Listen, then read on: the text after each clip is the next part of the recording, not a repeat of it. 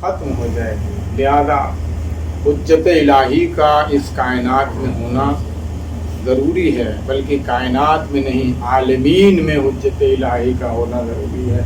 اللہ نے جتنے عالمین بنائے ہیں وہ عالمین کی اگر آپ کو تعریف کرنی ہے اور پڑھنی ہے تو پڑھیں بسم اللہ الرحمن الرحیم الحمدللہ رب العالمین۔ صلوات پڑھیں۔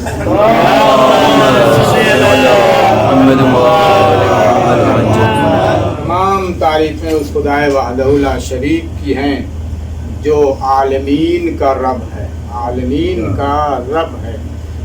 اب اس عالمین کو اللہ نے بیان کیا وما خلقناکم الا رحمۃ للعالمین، اے پیغمبر ہم نے تم کو پیدا ہی نہیں کیا سوائے اس کے کہ تم عالمین کے لیے رحمت ہو۔ صلوات پڑھیں محمد۔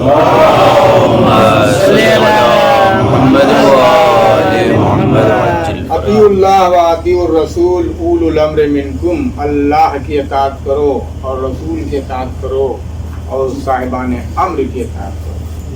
یا ایھا الذین آمنوا، اے ایمان لانے والو، انما ولیکم اللہ ورسولہ، اے مومنو اللہ تمہارا ولی ہے اور تمہارا رسول ولی ہے۔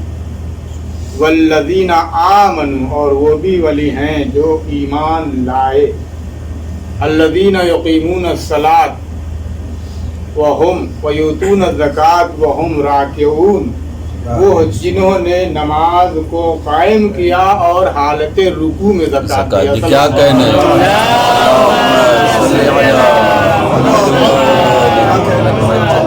بہت خوبصورت، جنہوں نے نماز کو برپا کیا، نماز کو قائم کیا اور حالت رکوع میں زکات دیا۔ اس حالت رکوع میں زکات دینے کے سلسلے میں پہلے زکات دی، بعد میں آیت نازل ہوئی۔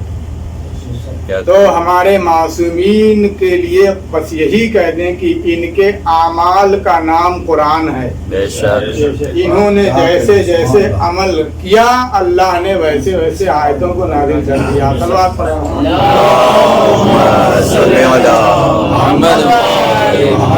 اب یہ کہنا کہ مولا کائنات کے لیے 300 آیتیں ہیں یا 350 آیتیں ہیں، میں اس کو غلط نہیں کہتا، مگر میں یہ کہتا ہوں کہ جتنی آیت ہے سب اہل بیت کے لیے، بے شک سبحان اللہ، جتنی آیتیں قرآن کی ہیں۔ اس لیے کہ اگر آپ آیات قرآنی کا تجزیہ کریں اور یہ دیکھیں کہ سب سے بہتر نماز کس نے پڑھی، کیا کہنے، اور جو ہے نا آپ کی سب سے بہتر نماز کس نے پڑھی، تو قرآن مجید میں جتنی آیتیں نماز کے سلسلے میں ہیں وہ سب اہل بیت کے لیے ہیں، لیکن ان سے بہتر کسی نے نماز ہی نہیں پڑھی۔ سب سے بہتر روزہ کس نے رکھا، تو اہل بیت سے بہتر روزہ کس نے رکھا کہ ان کے 3 روزوں کے سلسلے میں اللہ نے پورا سورہ نازل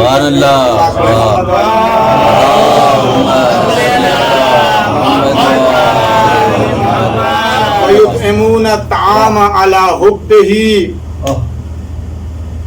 حُبِّهِ مِسْكِينًا وَيَتِيمًا وَأَسِيرًا، یہ وہ ہیں جو ہماری محبت میں اپنے سامنے کا کھانا اٹھا کے دے دیتے ہیں، کبھی مسکین کو، کبھی اسیر کو، کبھی یتیم کو۔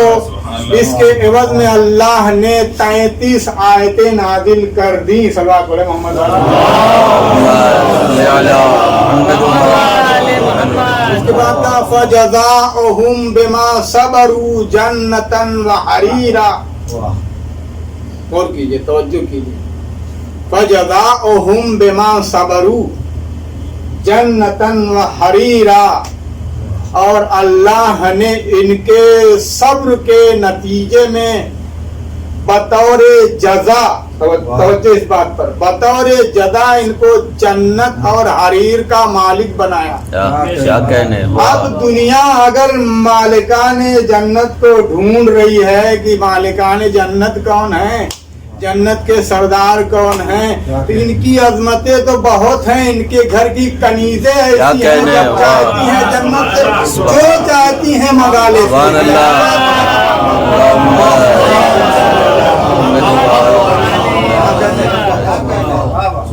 इनकी अजमत तो बहुत ज्यादा है, इन तक तो कोई ला यरका अलैहि तैर वला यनहदिरु अलैहि सैर, तायरे फिक्र इंसानी इनके कमाल तक पहुंच ही नहीं सकती है।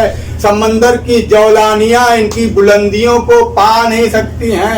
ये तो वो हैं जिनके लिए कान नहुम बुनियानुर मरसूस। अरे जब ये जिहाद के लिए निकलते हैं तो शीशा पिलाई हुई दीवार के आनींद हो जाते हैं। सल्लल्लाहु अलैहि मोहम्मद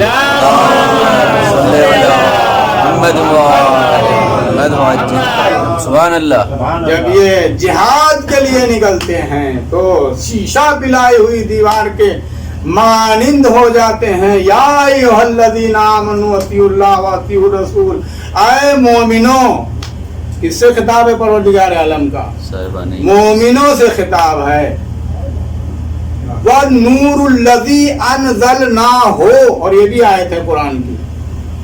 ऐ साहिबान ईमान, पता चला खुदा मुखातब है मोमिनों से जो ईमान ला चुके हैं। सुभान अल्लाह। तो जो है ना, जो ईमान ला चुके हैं। अब ईमान और इस्लाम में फर्क ये है कि मा हुवा दीन व मा हुवल मोमिन। इस्लाम मुसलमान किसे कहते हैं और मोमिन किसे कहते हैं? तो मुसलमान के लिए या अय्युहल्लज़ीना आमनू अतिउल्लाह व रसूल व नूरुल्लज़ी अंज़लना हो। ऐ साहिबान ईमान, अल्लाह की इताअत करो, रसूल की इताअत करो और उसकी इताअत करो जिसको हमने नाजिल किया है, जिस नूर को हमने नाजिल किया है। अब ढूंढिए नूर कहाँ नाजिल हुआ है, तो जाके देखिए मक्के की सरजमीन में खाने काबा के अंदर बत्ने फातिमा बिनते असद से नूर इलाही नाजिल हुआ है। इसीलिए अल्लाह ने कहा वजहुल्लाह भी है, यदुल्लाह भी है, ऐनुल्लाह भी है, रुहुल्लाह भी है, नफ्सुल्लाह भी है।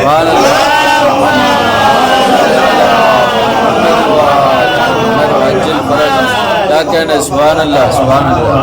जब इमाम मोहम्मद बाकिर अलैहिस्सलाम से बगल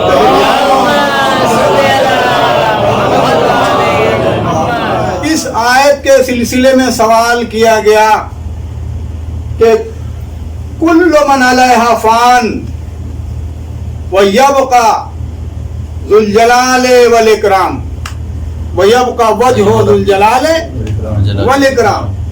हर चीज फना हो जाएगी, हर चीज खत्म हो जाएगी, हर चीज फना हो जाएगी सिवाय अल्लाह के चेहरे के। मुसीबत आ गई कि नहीं? बेशक आई कि नहीं आई? बिल्कुल। अब मौलाना कैसे आ गई? अगर हम अल्लाह को चेहरे वाला मान लें, क्या कहने? अल्लाह का चेहरा बाकी रहेगा है, तो मुसीबत ये आ जाएगी, हम मुशरिक हो जाएंगे। बेशक। वइन्न शिर्का लिजुल्मिन अज़ीम, और शिर्क जो है सबसे बड़ा जुल्म है। बेशक। तो ये भी मुसीबत है। हम अल्लाह को वजहुल्लाह कैसे मान लें? अल्लाह को चेहरे वाला मान लेंगे तो उसको नाक वाला मानना पड़ेगा, आंख वाला मानना पड़ेगा, कान वाला मानना पड़ेगा। तो अब ये सब मानने के बाद हम मजबूर हो जाएंगे कि वो खाता भी होगा, वो पीता भी होगा। बेशक। भाई आंख नाक कान किसको है? किसी भूत प्रेत को है कि इंसान को है? सलवात पढ़े मोहम्मद।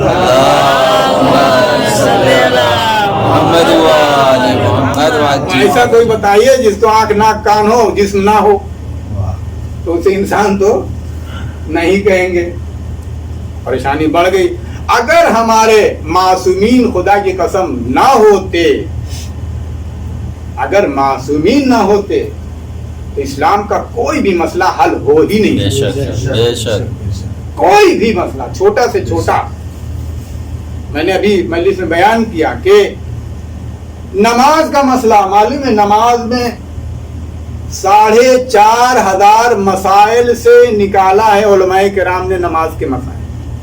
कितने मसाइल हैं? 4,500 मसाइल में से उलमा ने निकाला है نماز کے مسائل، اور وہ کس کی مدد سے نکالا ہے؟ ائمہ طاہرین علیہ الصلوۃ والسلام اور قرآن کی مدد سے۔ صلوات پڑھیں۔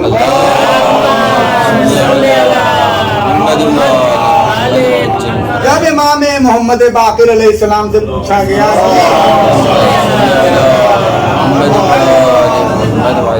اس آیت کے معنی کیا ہیں، تو آپ نے فرمایا کہ اس آیت کے معنی یہ ہیں کہ سب کچھ فنا ہو جائے گا مگر اللہ کا چہرہ جو باقی رہے گا وہ نحن وجہ اللہ۔ یہ نہیں کہا کہ انا وجہ اللہ، انا صرف ایک کے لیے ہے اور نحن جمع کے لیے ہے، سب کے لیے ہے۔ کہا نحن وجہ اللہ، نحن عین اللہ، نحن فم اللہ، نحن اذن اللہ، نحن روح اللہ۔ ہم ہی اللہ کے چہرے ہیں، ہم ہی اللہ کی آنکھیں ہیں، ہم ہی اللہ کے کان ہیں، ہم ہی اللہ کی روح ہیں۔ صلوات پڑھیں محمد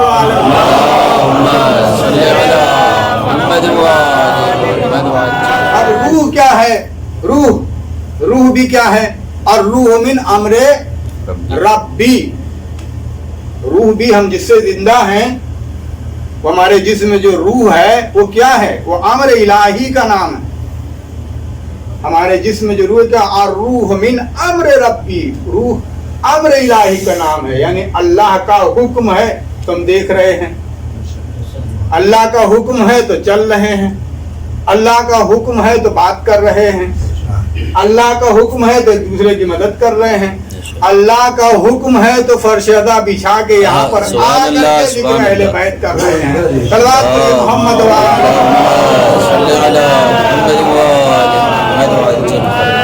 انشاءاللہ وقت کے اندر مجلس تمام ہوگی، مگر میں آپ کو چند معروضات، کیونکہ آج فرزند امام حسن علیہ السلام کا ذکر کرنا ہے تو لہذا امام حسن کا ذکر کرنا ضروری ہے۔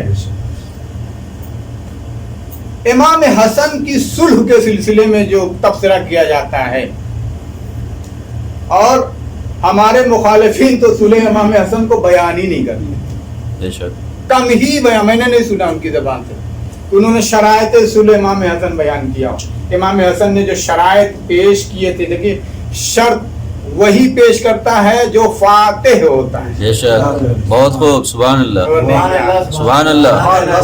شرط وہی پیش کرتا ہے جو فاتح ہوتا ہے، اور قبول وہ کرتا ہے جو مفتوح ہوتا ہے۔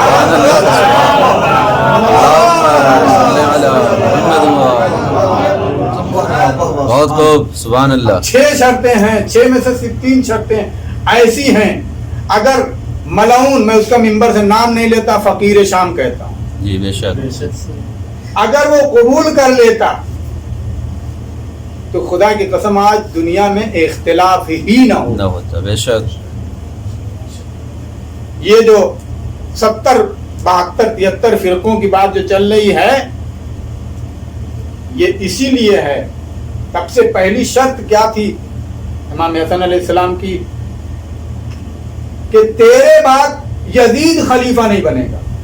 بے شک، سب سے پہلی شرط یہی تھی، تیرے بعد جو ہے یزید خلیفہ نہیں بنے گا، اہل بیت میں سے کسی کو خلیفہ بنایا جائے گا، چاہے وہ امام حسین علیہ السلام ہو، یا امام زین العابدین ہو، یا امام محمد باقر ہو۔ اس وقت تو 3 امام تھے اور 4 امام تھے اس وقت۔ دوسری شرط کیا تھی؟ منبر سے علی ابن ابی طالب کے خلاف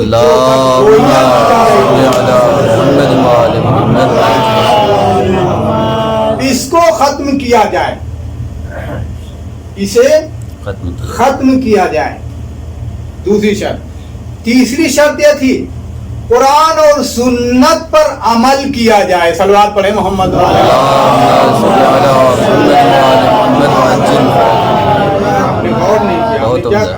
قرآن اور سنت پر عمل کیا جائے۔ پتہ چلا معاویہ ملعون کے زمانے میں قرآن اور سنت کو لوگوں نے فراموش کر دیا، بھلا دیا۔ تبھی تو امام نے فرمایا کہ قرآن و سنت پر عمل کیا جائے۔ चौथी शर्त इमाम ने पेश की थी कि जहां जहां भी हमारे चाहने वाले हैं, यानी अहले बैत के चाहने वाले हैं, उनकी जान माल इज्जत आबरू की हिफाजत की जाएगी। माशाअल्लाह। क्या पेश किया इमाम? सुनिए, सबके सुनिए इमाम।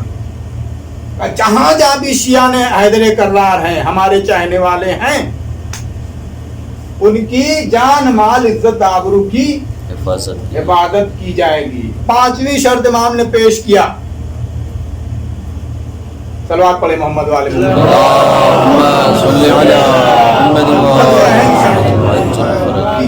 अजान में इमाम ने पेश किया, अजान में जो अलीयुन वलीउल्लाह पहले से कहा जाता था गदीर से, वो अजान में जारी रहेगा। सलवात पढ़े मोहम्मद वाले।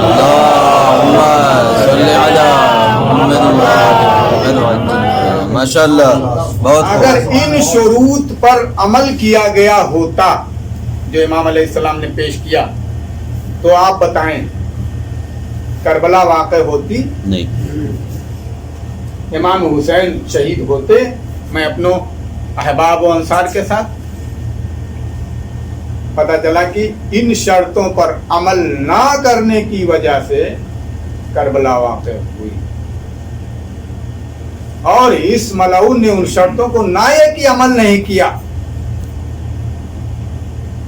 उन शर्तों के खिलाफ उसने काम किया। ये इमाम ने पेश किया था, सारी शर्तों के खिलाफ उसने काम किया। और इमाम ने सुलह इसीलिए की ताकि मोमिनीन की जान माल इज्जत आबरू महफूज रह जाए। बेशक। ताकि मोमिनीन की जान माल इज्जत आबरू महफूज रह जाए। खुद इमाम हसन अलैहिस्सलाम के साथ उनमें ऐसे इख्तिलाफात हो चुके थे, हर जगह इस फकीर शान के जासूस मौजूद थे जो लम्हे लम्हे की खबर इसको पहुंचाते थे, और बहुत से ऐसे थे जो इमाम के चाहने वालों में से उसकी तरफ निकल गए। सबका नाम नहीं लेता, और से ऐसे जो पैसे की वजह से, और ये कहते थे इनके पीछे नमाज अच्छी है, उसके दस्तरखान का खाना अच्छा है, क्योंकि हराम किसको नहीं अच्छा लगता। सलवात पढ़े मोहम्मद।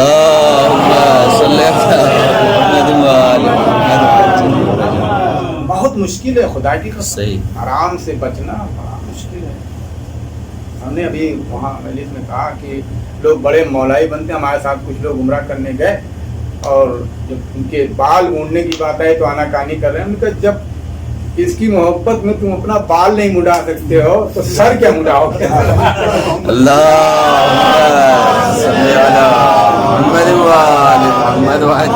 मोहब्बत बताइए, बाल की मोहब्बत है कि बाल मुड़ा, 4 दिन के बाद बाल फिर आ जाएगा। बाल तो मुड़ाओगे 4-5 दिन के अंदर बाल आ जाएगा, मगर इसके जो फवायद हैं वो उनको नहीं मिलेंगे। बड़े फवायद हैं। लिखा है कि जो शख्स उम्रे में जाके बाल मुड़ाएगा या हज में, अल्लाह उसके बाल के बराबर उसके गुनाहों को बख्श देगा। बेशक, सुभान अल्लाह। जिसके सर में बाल है उसके बराबर। अब गिनिए आपके सर में कितने बाल हैं। सलवात पढ़े मोहम्मद।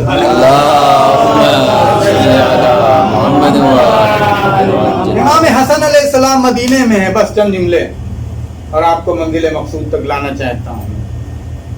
ये मलऊन मदीना आता है, देखा कि इमाम एक बाग में हैं और ये वहां पे रुक जाता है,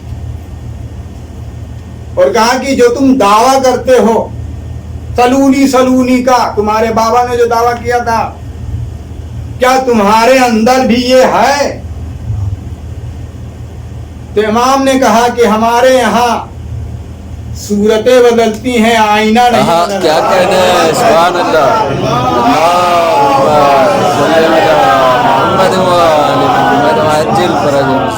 जिंदाबाद। का सूरतें बदलती हैं, आईने में तब्दीली नहीं होती है। ये हुक्म जो है یہ دعویٰ ہماری آخری نسل تک باقی رہے گا جو آپ مسئلے کہتے ہیں. تو اس نے کہا کہ کیا سوال کریں, بڑی سوچ میں پڑ گیا. ایسے لوگوں تو کچھ سوال بھی نہیں آتا نا, سلوات پڑھیں.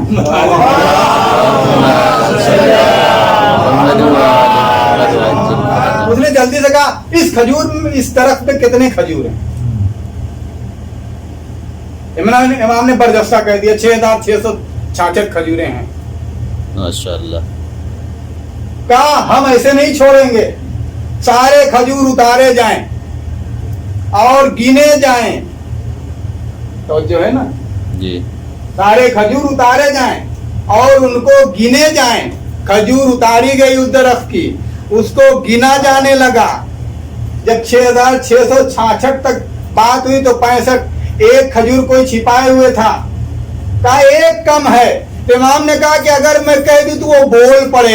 کیا کہنے, اللہم صلی علی محمد و آل محمد وعجل فرج. کیا کہنے, سبحان اللہ سبحان اللہ. کیا امام نے کہا کہ اگر میں کہہ دوں تو وہ بول پڑے گی. بول پڑے گی. تعجب کس بات کا, جب ان کے جد کے ہاتھ پر پتھر بول سبحان اللہ سبحان اللہ. واہ واہ. جب ان کے نانا کے ہاتھ پر پتھر بول سکتا ہے تو ایک کھجور کو اشارہ کرے تو کیوں نہیں بولے گی. کیا کہنا ہے, سبحان اللہ.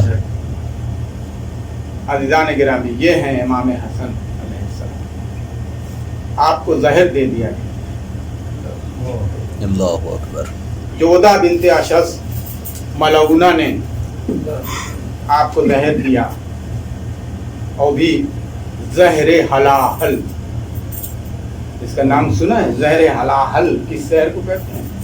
اس کی تشریح میں بیان کیا گیا ہے کہ اگر چند قطرے اس کو پانی میں ڈال دیے جائیں تو ساری مچھلیاں مر جائیں. اللہ اکبر. امام روزے سے تھے, آئے گھر میں پانی میں ملا کر کے اس ملعونہ نے زہر دیا.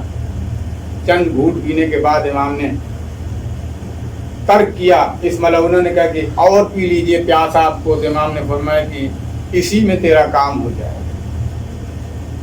اور پھر وہاں سے نکل کے آپ مسجد نبوی میں آئے, پیغمبر اسلام کی قبر پر اپنے سینے کو رکھ دیا. اس لیے کہ اس سے پہلے امام کو 9 مرتبہ زہر دیا گیا. اللہ اکبر. اور جب بھی آپ کے اوپر زہر کا اثر ہوتا تھا تو آپ قبر رسول پہ آتے تھے اور اپنا سینہ قبر رسول پہ رکھ دیتے تھے, شفا ہو جاتی. مگر آج قبر رسول سے آواز ہے, اے حسن یہ تمہاری زندگی کے آخری ایام ہیں. اس کے بعد اپنے نانا سے کہتے ہیں, اے نانا کیا ممکن ہے کہ آپ ہم کو اپنے کنارے جگہ دے دیں گے؟ رسول نے فرمایا کہ اگر زمانہ نے چاہا تو کیوں نہیں. اس کے بعد آپ اپنی مادر گرامی کے پاس گئے جنت البقیع میں, اور جانے کے بعد اپنی مادر گرامی سے لپٹ جاتے ہیں, ایسے جیسے بچپن میں اپنی ماں سے لپٹتے ہیں. اور پیدل چل کے نہیں گئے امام, اس لیے کہ امام کے جسم میں اتنی طاقت ہی نہیں رہ گئی تھی. گھٹنیوں کے بل قبر رسول سے جنت البقیع مادر گرامی کی قبر تک گئے. اپنی مادر گرامی سے کہا, اے مادر گرامی آپ ہمیں اپنے پہلو میں جگہ عنایت فرمائیے. ماں تھی, ماں نے کہا بیٹا ادھر ادھر جانے کی ضرورت ہی نہیں ہے, پہلی ہی مرتبہ میں یہاں آ جانا, تمہارے لیے میرا سینہ حاضر ہے. عزادارو, اس کے بعد رات بڑھتی گئی. امام حسن کے جسم پہ زہر کا اثر ہوتا گیا. آپ اس ملعونہ کے گھر سے نکل کے اپنی ام فروہ کے گھر تشریف لے گئے. اتنی طاقت نہیں تھی امام کے جسم میں کہ دق الباب کر سکیں, دروازے پر جا کے بیٹھ جاتے, اور نحیف آواز میں کہتے ہیں کھولو دروازہ تمہارا امام آیا ہے. دروازہ جیسے ہی کھلا, امام کی حالت دیکھی, امام نے فرمایا کہ بستر لگا دو. بستر لگایا گیا. امام کی حالت متغیر ہونے لگی. کہا میرا بیٹا قاسم کہاں؟ انشاءاللہ بہت روئیں گے. میرا بیٹا قاسم کہاں ہے؟ کہا قاسم آج پہلے سو گیا. کہا اس کو جگاؤ اور میرے سینے پہ لا کے اس کو لٹا لو. قاسم اس وقت کئے سال کے ہیں؟ یہ واقعہ سن 50 ہجری کا. امام کی شہادت کب ہوئی ہے؟ سن 50 ہجری میں ہوئی ہے. جناب قاسم اس وقت 2.5 یا 3 سال کے ہیں. جا کے قبر امام حسن پہ لٹالا. جیسے ہی قاسم فوراً بیدار ہو جاتے ہیں. کہا بابا کے سینے میں تو آگ لگی ہوئی. ایک مرتبہ ام فروہ نے کہا کہ زینب و ام کلثوم کو بلایا جائے. تو میں جاؤں بلانے کے لیے. کہا نہیں، قاسم کو میرے پاس لاؤ، میں قاسم کو بھیجتا ہوں. کہا قاسم کیسے بتائے گا؟ کہا کہ قاسم کی میں صورت ہی ایسی بنا دوں گا کہ بتانے کی ضرورت نہیں. عزادارو ایک مرتبہ قاسم کے آستینوں پہ چڑھایا اور سر کو گرد و غبار سے آلود کیا. گریبان کو چاک کیا اور چاک کرنے کے بعد کہا قاسم جب تم میری بہن کے گھر جانا تو دیکھو میری گھر دیکھو، اگر رات ہو گئی ہے اور اگر میری بہن سو گئی ہے تو جگانا نہیں. عزادارو قاسم جا کر کے جناب زینب کے دروازے پر بیٹھ جاتے ہیں اور اپنے بابا سے کہتے ہیں اے بابا آپ چلے تو نہیں جائیں گے، ہمارا انتظار تو کریں گے. امام نے فرمایا کہ جاؤ بیٹا میں تمہارا انتظار کروں گا. عزادارو ادھر قاسم دروازے زینب پہ آ کر کے بیٹھ جاتے ہیں. بچے ہیں، نیند آ جاتی ہے. جب تھوڑی دیر کے بعد جناب فضا آئی ہیں دروازے پر، محسوس کیا کہ کوئی دروازے پر ہے. دروازہ کھولا تو قاسم کا سر فضا کی پیروں میں آیا اور قاسم کو اٹھایا اور لے کے جاتے ہیں. یہ قاسم کی کیا حالت ہے. اب زینب ام کلثوم نے جب اس حالت میں قاسم کو دیکھا، بے چین و بے قرار ہو کر کے ایک ایک کو بیدار کرتی ہیں. اے عباس کیوں سو رہے ہو؟ اے حسین کیوں سو رہے ہو؟ سب کو لے کے جب بیت الشرف امام حسن میں آئے، حالت یہ ہے کہ تشت رکھا ہوا ہے اور امام حسن کے کلیجے کے ٹکڑے اس تشت میں گر رہے ہیں. جیسے ہی حالت دیکھی زینب سرہانے جا کے بیٹھ جاتی ہیں، کبھی لب و رخسار کے بوسے لیتی ہیں اور تڑپ تڑپ کے کہتی ہیں آئے میں نے اپنے بابا کے چہرے پر پٹی باندھی تھی، آئے میں نے رسول اسلام کو بھی اس حالت میں دیکھا تھا، آئے میں نے اپنی ماں کے پہلو پر بھی پٹیاں باندھی تھی. عزادارو اس کے بعد قاسم نے امام حسین کو اپنے قریب بلایا اور آثار امامت کو ان کے سپرد کیا اور کہا کہ اب زیادہ وقت نہیں ہے میرے بھائی، مگر دیکھو یہ قاسم ہے، اس کو اکیلا مت چھوڑنا، اس کو جب بھی دین پر کوئی وقت پڑے اس کو دین پر قربان کر دینا. عزادارو آپ کی آنکھیں اشکبار ہو گئیں. بہت مختصر جلدی میں آپ کو لے چلتا ہوں. قاسم کا جنازہ، حسین حسن کا جنازہ تیار ہوا، مسجد نبوی میں آیا تو مگر وہاں دفن نہیں ہونے دیا گیا. 70 تیر امام حسن کے جنازے میں بےوش ہوئے. جیسے ہی جناب عباس نے یہ دیکھا فوراً اپنے بیت الشرف کی طرف جاتے ہیں. دیکھا بیویاں دروازے پر کھڑی ہیں. کہا لاؤ میری تلوار. کہا کہ جنازے میں تلوار کی کیا ضرورت ہے. ایک مرتبہ عباس نے کہا ارے میرے بھائی کے جنازے پر تیروں کی بارش ہو رہی ہے.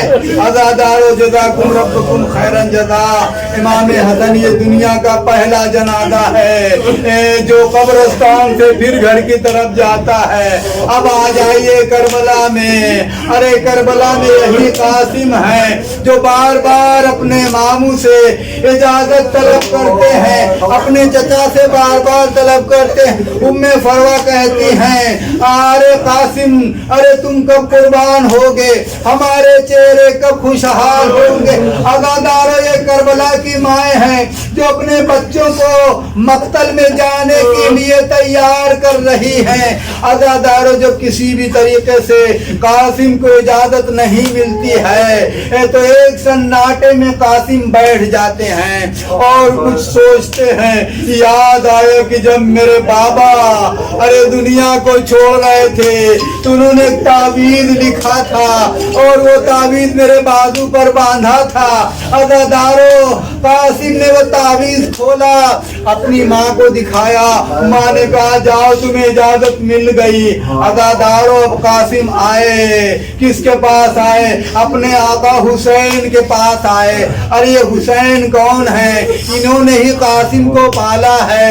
جناب امام حسن کے 6 اولادیں تھیں، 3 بیٹیاں تھیں اور 3 بیٹے تھے، جن میں سے 2 بیٹے تو کربلا میں قربان ہو گئے مگر ایک اس میں سے بچ جاتے ہیں زخمی حالت میں، جس کو حسن مثنیٰ کہا جاتا ہے۔ ہاں عزادارو جناب قاسم کو اجازت مل جاتی ہے مگر جناب قاسم کو اجازت ملتی ہے تو خود میرے مولا حسین قاسم کو تیار کرتے ہیں۔ حالت کا کرتا ایسے پہناتے ہیں جیسے کہ کفن پہنایا جاتا ہے، ایک پٹکا قاسم کے کمر میں باندھتے ہیں اور عمامہ سر پہ رکھتے ہیں۔ کیوں؟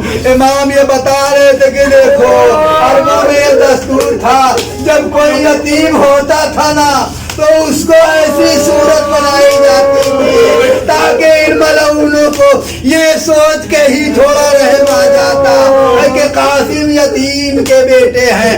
عزادارو جب قاسم مقتل میں پہنچے ہیں زبردست رجز آپ نے پڑھی ہے اور پڑھی ہے رجز آپ نے اپنے آقا حسین کے لیے کہ حسین الاميري ونعم الامیر سرور و فواد بشیر النذیر فہل تعلم مثل شمس الضحى له غرۃ مثل بدر منیر علی و فاطمہ والدہ۔ اب زبردست رجز پڑھنے کے بعد کہتے ہیں ہمارے علی و فاطمہ تو والدہ، علی و فاطمہ ہماری والدہ ہیں، ہمارے والد ہیں، حسین امیر ہیں۔ عزادارو اس کے بعد اشیاء پر ٹوٹ پڑتے ہیں، زبردست حملہ کرتے ہیں، چاروں طرف سے فوجیں ٹوٹ پڑتی ہیں۔ ایک مرتبہ عمر سعد یہ کہتا ہے اے ارزق یہ بچہ ہے جا کے اس کو قتل کر دے۔ ارزق نے کہا کہ ارزق جو تھا بہت بڑا بہادر انسان تھا، بڑا شجاع تھا، اس نے کہا اس کو قتل کرنے کے لیے ہمارے بچے ہی کافی ہیں۔ ایک بچہ آیا، جناب قاسم نے ایسے اس کو واصل جہنم کیا کہ آتے ہوئے تو لوگوں نے دیکھا مگر جہنم میں جاتے ہوئے کسی نے نہیں دیکھا۔ دوسرا بیٹا آیا اس کو بھی فنار کیا، تیسرا بیٹا آیا اس کو بھی فنار کیا۔ جب اس کے 4 بیٹے واصل جہنم ہو چکے تو یہ ارزق سامی غصے میں اکڑتا ہوا آیا۔ ادھر جیسے ہی آیا ادھر امام نے ایک جملہ کہا اے پروردگار ارے ہم قاسم کا جنازہ اٹھانے کے لیے تیار ہیں مگر اس ملعون کا غرور، اس کا تکبر اس کو خاک میں ملا دے۔ ادھر امام نے دعا کیا، ادھر قاسم نے اس پہ وار کیا، وہ بھی واصل جہنم ہوا۔ عمر سعد نے ایک بار تو اعلان کیا ارے یہ ہاشمی بچے ہیں، انہیں دن سے تن بدن نہیں لگا جا سکتا ہے، ایک بار کی سب کے سب ٹوٹ پڑو۔ اب جناب قاسم یہ کو تنہا، پوری فوج قاسم پر ٹوٹ پڑتی ہے۔ ارے کوئی تلوار سے وار کرتا ہے، کوئی نیزے مارتا ہے۔ اب قاسم اپنے چچا کو آواز دیتے ہیں اے میرے چچا ہماری نصرت کو آئیے۔ عزادارو ادھر سے حسین چلے ہیں مگر قاسم جب حسین چلے ایک طرف سے عباس تو قاسم کا بدن ارے فوجوں کے بیچ میں آ جاتا ہے، ادھر کی فوج ادھر چلی جاتی ہے، ادھر کی فوج ادھر آ جاتی ہے۔ ارے قاسم کا بدن ان کی زندگی میں پامال ہو جاتا ہے۔ اب علماء بیان کرتے جب قاسم نظر نہ آئے ایک مرتبہ حسین نے کہا اے میرے بیٹا قاسم کہاں ہو، آواز نہ آئی۔ پھر حسین نے کہا ارے تمہیں تمہارا وقت کا امام بلا رہا ہے، اب لکھا ہے کہ قاسم کے بدن کے ٹکڑے ریگزارے کربلا پر اڑ اڑ کے استقبال کر رہے تھے۔ اے میرے چچا ہم یہاں ہیں، اب امام جب وہاں پر پہنچے، اب دیکھا قاسم کا لاشا ارے گھوڑوں سے پامال ہو چکا ہے۔ ہم لوگ کے یہاں جب مہدی اٹھتی ہے، جناب قاسم کی تربت اٹھتی ہے، مجھے یہ بات سمجھ میں نہیں آتی تھی۔ ارے 13 سال کے قاسم تھے، وہ بھی بنی ہاشم کے گھرانے کے تھے، جسم و جسمانیت والے تھے، مگر ایک چھوٹی سی تربت کیوں بنائی جاتی ہے؟ عزادارو جب حسین وہاں پر پہنچے، قاسم کا لاشا نظر نہیں آیا۔ اب حسین نے اپنی ابا کا دامن، اپنی مردا بچھائی، ارے جو ملا اس میں رکھنا شروع کیا۔ کبھی قاسم کا ہاتھ رکھا، کبھی جسم کے دوسرے ٹکڑے رکھے اور سر پہ لے کے چلے۔ عزادارو جیسے ہی ارے خیمے میں پہنچے، ایک کورام برپا ہو جاتا ہے۔ ام فروا پوچھتی ہے ارے میرا قاسم کہاں ہے؟ حسین کہتے ہیں جو ملا وہ میں لے اللہ لعنت اللہ یا اللہم اغفر للمؤمنین والمؤمنات والمسلمین والمسلمات تاب بیننا وبینہم بالخیرات انکا مجیب الدعوات انکا علی کل شیء قدیر